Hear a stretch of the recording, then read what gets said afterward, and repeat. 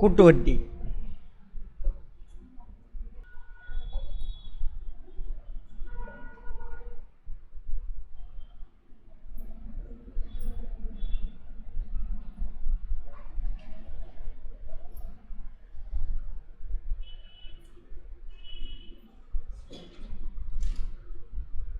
நீங்கள் வரலையாமா? நாலஞ்சு நாள்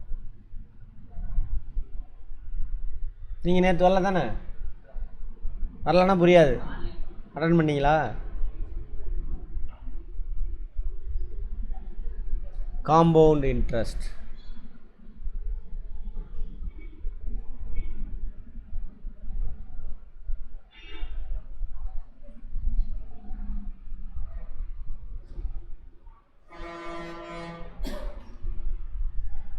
வட்டினா என்னென்னு கான்செப்ட் நேற்றே தெரியும். தனி வட்டி பார்த்தோம். இது கூட்டு வட்டி. வட்டிக்கு வட்டி போட்டால் அதுக்கு பேர் தான் கூட்டு வட்டி. ஓகேவா? இப்போ பாருங்க,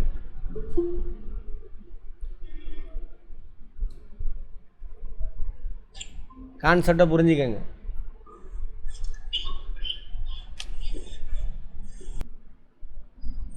வட்டிக்கு வட்டி போட்டால் கூட்டு வட்டி. கான்செப்ட் புரிஞ்சுன்னா எல்லா கேள்விக்கும் ஆன்சர் வந்துடும். அதுக்கு ஒவ்வொன்றும் பார்க்கணுன்னு அவசியமே இல்லை. இப்போ தனி வட்டியை ஃபஸ்ட்டு பார்ப்போம். சிம்பிள் இன்ட்ரெஸ்ட் நேற்றே பார்த்துட்டோம். அதையும் கம்பேர் பண்ணிட்டுனா ஈஸி. தனி வட்டி இன்றைக்கி 1000 ரூபா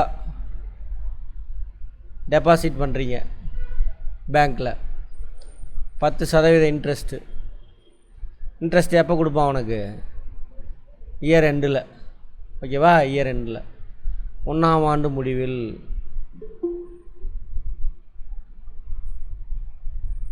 அந்த 1 வருஷத்துக்கு பயன்படுத்துகிறான், முடிஞ்ச உடனே உனக்கு கொடுக்குறான்.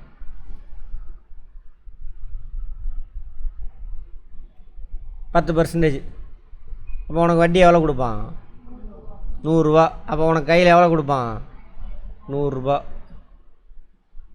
1100 ரூபா அவன் கொடுக்கணும். அதே 2ஆவது ஆண்டு தொடர்ந்தது அப்படின்னாக்கா 2ஆம் ஆண்டு முடிவில் எவ்வளோ கொடுப்பான்? அப்போ ஒரு 100 ரூபா 2ஆவது ஆண்டுக்கு. கரெக்டா? 3ஆவது ஆண்டு அந்த 1000 ரூபா வாங்கி வச்சுருக்க. 3ஆம் ஆண்டு முடிவில் தான் கால்குலேட் பண்ணுவான். ஃபஸ்ட்டே கொடுக்க மாட்டான். பயன்படுத்தினதுக்கு தான் கொடுப்பான். வீட்டு வாடகை கொடுக்குறீங்களா? அது மாதிரி வீட்டு வாடகை எப்படி கொடுப்பங்க? அந்த மாதம் முடிஞ்சு தான் கொடுக்கணும். அது மாதிரி 3ஆம் ஆண்டு முடிவில் 100 ரூபா. 3ஆம் ஆண்டு முடிவில் பணத்தை திரும்ப வாங்குறீங்க. அப்போ உனக்கு மொத்தம் எவ்வளோ கிடைக்கும்? 1300 ரூபா கிடைக்கும். தனி வட்டி. அதே கூட்டு வட்டியாக இருந்தால்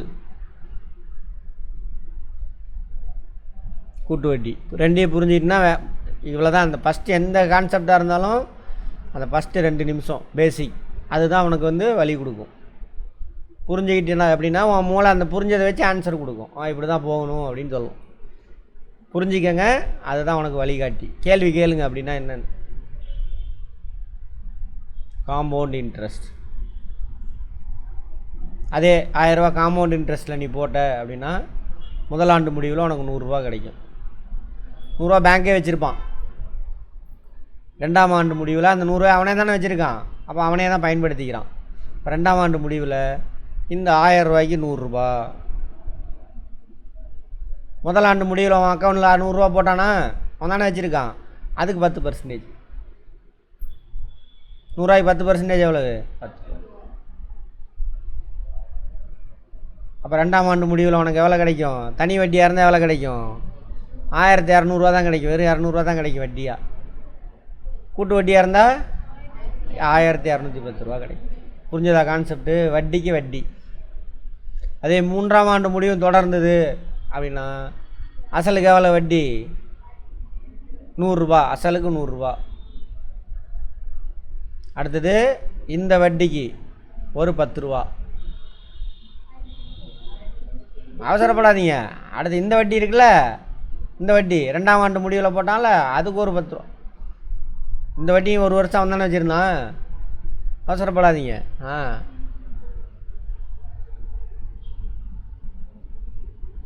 2ஆம் ஆண்டு முடிவில் ஒரு 100 ரூபா போட்டான்ல, 100 ரூபா போட்டான்.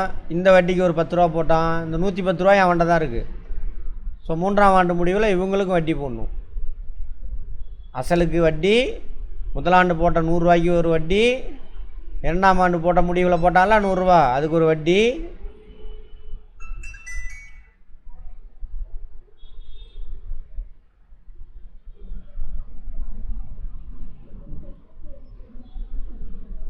அதுக்கு ஒரு வட்டி. சரியா? 2ஆம் ஆண்டு முடிவில் 100 ரூபா போட்டால் அதுக்கு ஒரு வட்டி போடணும். 100 ரூபாய்க்கு 10%, 10 ரூபா போட்டான்ல 2ஆம் ஆண்டு முடிவில் இந்த வட்டிக்கு, முதலாண்டு முடிவில் போட்ட வட்டிக்கு அதுக்கு ஒரு 10% 1 ரூபா. அப்போ 3ஆம் ஆண்டு முடிவில் கூட்டு வட்டியாக இருந்தால் உனக்கு எவ்வளோ கிடைக்கும்? 1000. அது அசல், அது இல்லாமல் வட்டி. இதில் ஒரு 100, 200, 300, 310, 320, 330, 331, 1331 ரூபா கிடைக்கும். புரிஞ்சுதா? தனி வட்டியாக இருந்தால் வெறும் 1300 தான் கிடைக்கும். என்னம்மா 1 ரூபா எதுக்கா? திரும்ப வரேன் பாருங்க. அசலுக்கு முதலாம் ஆண்டு முடிவில் 100 ரூபா போட்டாச்சு. 2ஆம் ஆண்டு முடிவில் அசலுக்கு 100 ரூபா, முதலாம் ஆண்டு முடிவில் போட்ட 100 ரூபாய்க்கு 10%. ஏன்னா 10% இன்ட்ரெஸ்ட்டு. 3ஆம் ஆண்டு முடிவில் அசலுக்கு 100 ரூபா, முதலாம் ஆண்டு முடிவில் போட்ட 100 ரூபாய்க்கு 10% 10 ரூபா, 2ஆம் ஆண்டு முடிவில் போட்ட 100 ரூபாய்க்கு 10% 10 ரூபா, 2ஆம் ஆண்டு முடிவில் முதலாண்டு கிடைச்ச வட்டிக்கு 10 ரூபா போட்டோம்ல 2ஆம் ஆண்டு முடிவில், 3ஆம் ஆண்டு முழுவதும் அந்த பணம் அவன் கையிலே இருந்திருக்கும். பயன்படுத்தினதுக்கு தான் காசு. சரியா? அதுக்கு 10% 1 ரூபா. இப்போ டோட்டல் எவ்வளோ கிடைக்கும்? எது உனக்கு பெனிஃபிட்டு? தனி வட்டியா கூட்டு வட்டியா? கூட்டு வட்டி தான். இதுக்கு பேர் காம்பவுண்ட் இன்ட்ரெஸ்ட். வட்டிக்கு வட்டி. வட்டினா என்ன? அடுத்தவனோட பணத்தை நீ யூஸ் பண்ணுற அல்லது அவன் யூஸ் பண்ணுறான், அதுக்கு பிரதிபலனாக கொடுக்கறது தான் இது வட்டி. ஆங்கிலத்தில் என்ன? இன்ட்ரெஸ்ட்டு. ஓகேவா? புரிஞ்சிருந்தால் இப்படியே பார்த்து 4 ஆப்ஷன் இருக்கும் போட்டுடலாம். சரி, ஃபார்முலாவும் தெரிஞ்சுக்குவோம் அதில் என்ன இருக்குது. காம்பவுண்ட் இன்ட்ரெஸ்ட்டுக்கான ஃபார்முலா என்னென்னு புரிஞ்சுக்கங்க. ஆனால் ஃபார்முலா தேவையே இல்லை. நம்ம ஸ்டூடெண்ட் கரெக்டாக புரிஞ்சுக்கிட்டவங்க எவனுமே ஃபார்முலா யூஸ் பண்ண மாட்டாங்க. பார்த்தோன்னே ஆன்சர் போட்டுருவாங்க. கரெக்டாக புரிஞ்சுக்கிட்டவங்க. இங்கே வரவங்களாம் ஸ்டூடெண்ட் தான், ஆனால் எல்லோரும் கரெக்டாக புரிஞ்சுக்கிட்டு வாங்கலான்னா புரிஞ்சிக்க மாட்டாங்க. ஒரு சிலர் இந்த பழமையிலேருந்து மாறுறது கஷ்டம். வயசானவங்களாம் வருவாங்க, அவங்க கூட டக்குன்னு புரிஞ்சுக்குவாங்க. அந்த இலவட்டங்க இருக்கீங்க பாருங்கள், உங்களை மாற்றுறதுக்குள்ளே எனக்கு அவ்வளோதான். அதுவே ஈஸி சார். போட்டு போ, முட்டாளாவே இரு, நான் என்ன பண்ணுறது? ஏன்னா அது ரொம்ப நாள் அடிக்கடி போட்டு பார்த்ததுனால ஈஸியாக இருக்கும். பட் அதோட இதை புரிஞ்சுக்கிட்ட அப்படின்னா புரிகிற வரைக்கும் கஷ்டம். இந்த மெத்தடை புரிஞ்சுக்கிட்ட அப்படின்னாக்கா பார்த்தோன்னா ஆன்சர் போடலாம். புரிகிற வரைக்கும் கஷ்டம். ஏன்னா நீ பழமையில் ஊறி போய் கிடக்கிற, அதுலேருந்து மாற்றுறது கஷ்டம். ஆமாவா? நியூட்டனுடைய எந்த விதி? முதல் விதி. நியூட்டனுடைய முதல் விதி என்னது? ஒரு பொருள் தன்னுடைய நிலையை மாற்றிக்காது. எப்போ வரைக்கும்? எக்ஸ்ட்ரா ஒரு விசை புற விசை செயல்படணும். அதுக்கு தான் நான் பேசிக்கிட்டே இருக்கல, திரும்ப திரும்ப சொல்கிறேன்ல மாறுங்கன்னு. அதான் புற விசை. அப்பயும் மாற மாட்டீங்க. அது பொருளுக்கு தான் சார். அந்த பொருளால் ஆனது தான் யார்? நம்ம உடம்பு. இப்போ நம்மளை எப்படி இருப்போம்? மூளை எல்லாமே அந்த பொருளால் ஆனது தான். இப்போ நம்ம கேரக்டர் எப்படி இருக்கும்? அந்த விதிப்படி தான் இருக்கும். அதான் கஷ்டம். சரி, காம்பவுண்ட் இன்ட்ரெஸ்ட்டுக்கான ஃபார்முலா.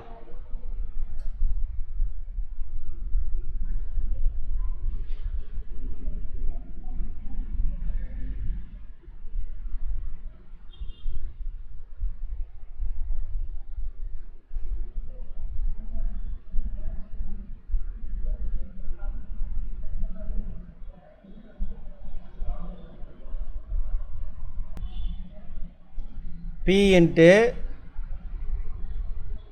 1 plus R by 100.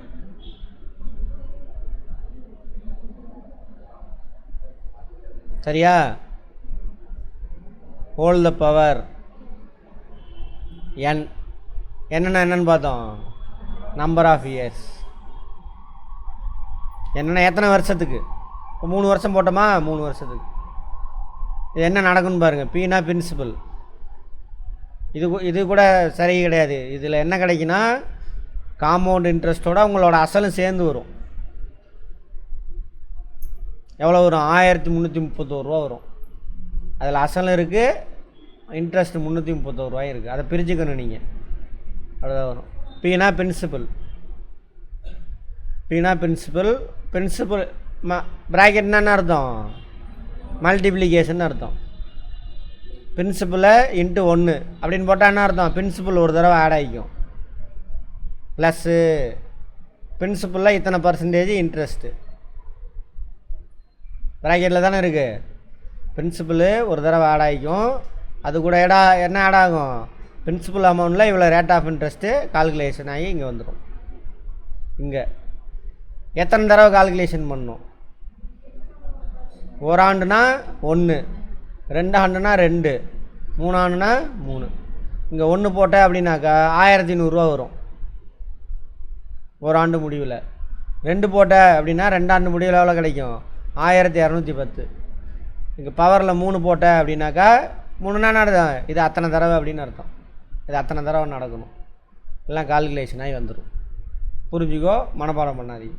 இதான் அதுக்கான ஃபார்முலா. ஒரு தடவை திடீர்னு ஃபார்முலா கேட்டுருவானுங்க. ஃபார்முலாலாம் கேட்கக்கூடாது, யோசித்து போடுற மாதிரி தான் போடணும்.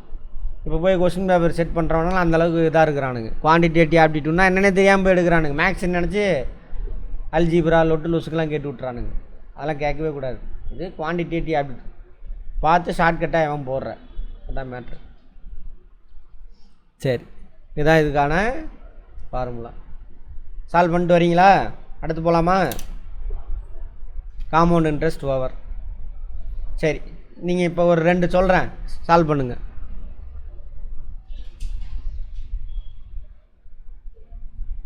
ரூபாய் 7000 ரூபாய் 7000 5% கூட்டு வட்டியை 2 ஆண்டிற்கு கணக்கிடுக. 5% கூட்டு வட்டியை 2 ஆண்டிற்கு கணக்கிடுக. புரிஞ்சிருந்தவங்க அப்படிங்கிறதுலாம் என்ன போட்டிருப்பீங்க? Calculate compound interest for the period of 2 years. Principal amount is எவ்வளோ சொன்னேன்? 7000. 7000. இன்ட்ரெஸ்ட் ரேட் எவ்வளோ சொன்னேன்? 5% போட்டுக்கோங்க. சரி, கவனிங்க. முதல் ஆண்டு end of the first year அசலுக்கு மட்டும் வட்டி எத்தனை பர்சன்டேஜ்? 5%. 10% 700. 5% எவ்வளவு? 350. 2ஆம் ஆண்டு முடிவில் அசலுக்கு 350, வட்டிக்கு போடணும். 2ஆம் ஆண்டு முடிவில் தான், முதல் ஆண்டு முடிவில் தான் 350 ரூபா ஆட் ஆகிருக்கும் உங்கள் அக்கௌண்ட்டில். 2ஆம் ஆண்டுக்கு தான் 350 ரூபாய்க்கு கால்குலேட் பண்ணணும். ஓகேவா? 10% 35, 5% எவ்வளவு? அதில் பாதி. 35ல் பாதி எவ்வளவு? 17 ரூபா 50 காசு. அப்போது காம்பவுண்ட் இன்ட்ரெஸ்ட் தானே கேட்டேன். அப்போ எவ்வளவு? 717 ரூபா 50 காசு. கரெக்டா? 717. எத்தனை பேர் கரெக்டாக போட்டிங்க? அதுக்கு எதுக்கு இவ்வளோ நேரம் ஆச்சு? சும்மா குழந்த மாதிரி இருந்தீங்கன்னா போதும், அவ்வளோதான். எனக்கு எதுவுமே தெரியாதையா, அதேமாரி கணக்கு பயங்கரம் அப்படிலாம் வரக்கூடாதுங்க. ஐயோ கணக்கா எனக்கு வராது, அதெல்லாம் சும்மா. போக போக மனசை கால்குலேட் பண்ணிடுவதை கரெக்டாக அதுக்கு சொல்லி கொடுத்துட்டுனா போதும். பார்த்தோன்னே அதை கால்குலேட் பண்ணி டக்குன்னு சொல்லிடும். எழுதலாம் தேவையில்லை. இது எழுதுறதெல்லாம் உனக்கு புரியறதுக்காக, உன் மனசுக்கு புரிய வைக்கிறதுக்காக தான் எழுதணும். ஃபஸ்ட்டு சொன்னல எந்திரன் மாதிரி அப்படி புக்கு அப்படி ஃப்ளாஷ் பண்ணால் போதும் ஆன்சர் வந்துடும். உன் மூளை கண்டுபிடிச்சிடும். அதுக்கு நீ ப்ராப்பராக கற்றுக் கொடுக்கணும். உன் கையில் தான் இருக்குது. சரியா? சரி. அதே 3 ஆண்டுக்குன்னா என்னது? எப்படி கண்டுபிடிக்கணும்? 3 ஆண்டுக்கு இன்னொரு 350. சரியா? இதுக்கு ஒரு 17 ரூபா 50 காசு, இதுக்கு ஒரு 17 ரூபா 50 காசு. சரியா? அப்புறம் இந்த 17 ரூபா 50 காசுக்கு ஒரு 5%. ஒரு டிஜிட் ₹1.75. அதில் பாதி எவ்வளோ? ₹1.75 பாதி இங்கே இருக்கிற புள்ளி இங்கே வந்துருச்சு 10%. அதில் 5%னா வேணும் ₹1.75. அதில் பாதி எவ்வளோ வரும்? 50 காசு 35 85 காசா? இல்லை 35 37.5 37.5. அப்போ எவ்வளோ வரும்? 87 காசு 87 காசு வரும். இதில் பாதி கரெக்டா? அது ஒன்று. அந்த மாதிரிலாம் ரொம்ப இதெல்லாம் கேட்க மாட்டான். Right, over. அடுத்து போகலாமா? இன்னொரு சம் போடுறீங்களா? 10,000 ரூபா அசல் 10,000 ரூபா 3 ஆண்டு.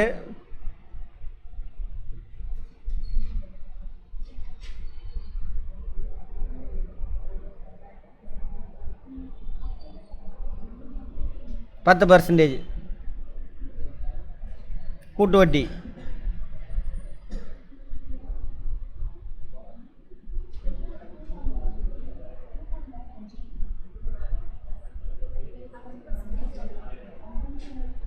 %10.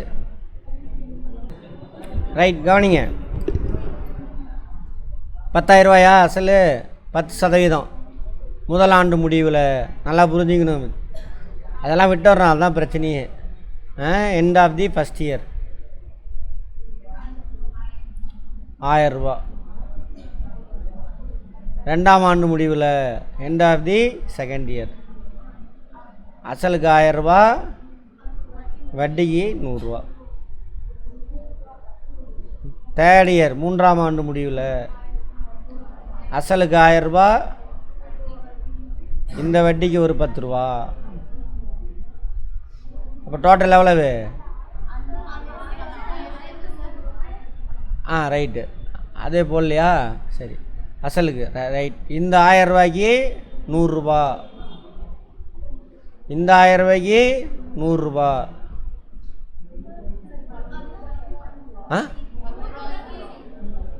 இருங்கம்மா, அது வரணும்ல. அடுத்தது வரிசையாக வரேன். அசலுக்கு 1000 ரூபா. சரியா?